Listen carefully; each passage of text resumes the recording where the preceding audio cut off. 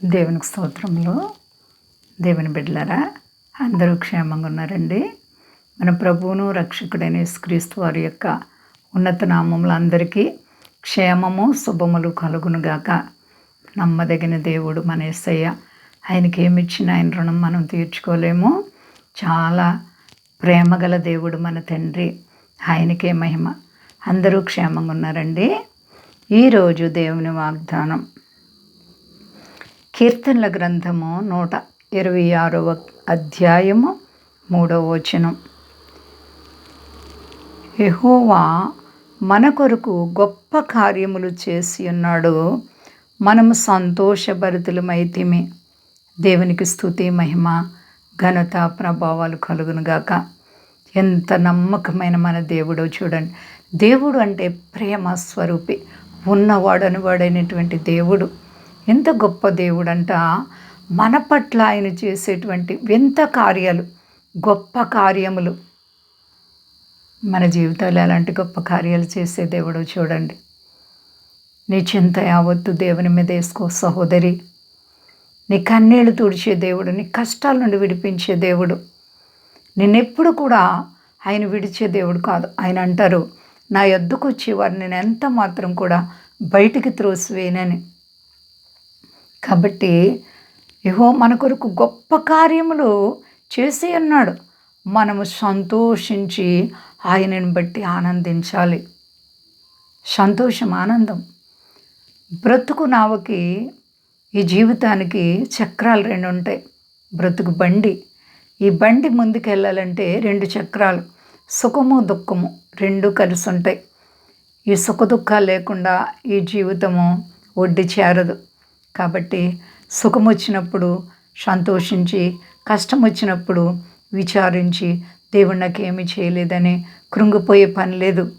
బిడ్డ, నీ యొక్క హృదయంలో పరిశుద్ధుడైనటువంటి దేవునికి చోటి, ఆయన్ని మనస్సు నిండా పెట్టుకుని ప్రార్థించు, ఆయన ఆరాధించు, ఆయన గొప్ప నామాన్ని మహిమపరచాలి. నీవెప్పుడైతే ఆ విధంగా ఉంటావో నువ్వు సంతోషించగలుగుతావు.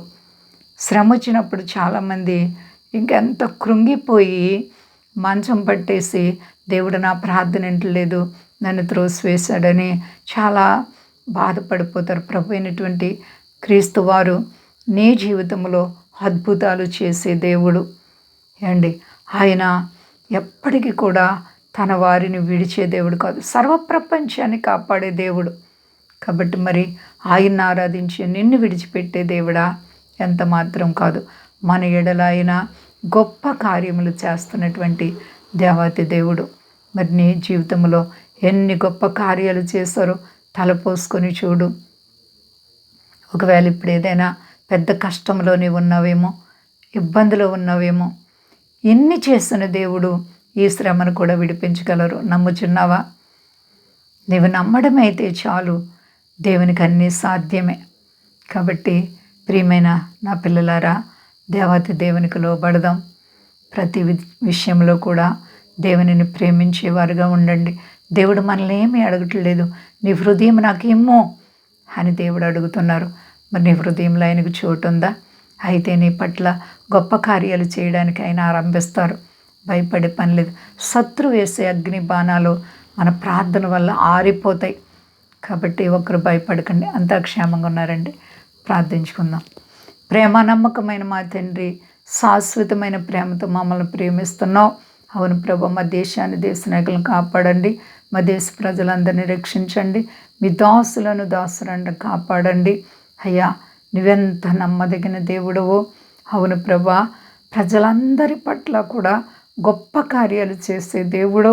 అయ్యా, సమస్త జనాంగాన్ని నువ్వు ప్రేమిస్తున్నావు తండ్రి. అలాగే ముఖ్యంగా మరి నిన్ను ఆరాధించే వారిని విడిచిపెట్టు. అన్ని విషయాల్లో నీ ప్రజల పక్షంగా నువ్వు అద్భుతమైన కార్యాలు చేసి కాపాడుతున్నావు. స్వదేశాల బిడ్డలను కాపాడండి. సర్వ ప్రపంచాన్ని చల్లగా కాపాడండి తండ్రి. ఎవరి కుటుంబాల్లో ఏ కష్టాలు, బాధలు, వ్యాధులను విడిపించండి. రుణాలు, సమస్యలు యేసు నామములో విడుదల కలుగునుగాక. అందరికీ మనశ్శాంతి ఇచ్చి మహిమ పొంది శక్తి కలిసేనామని అడుగుతున్నాను తండ్రి. ఆమేన్. అందరికీ వందనాలండి. మా కొరకు పరిచర్య కొరకు అందరూ ప్రార్థించండి. ప్రభువారు మిమ్మలను, మీ బిడ్డలను, మీ కుటుంబాలను దీవించి ఆశీర్వదించునుగాక. ఆమేన్.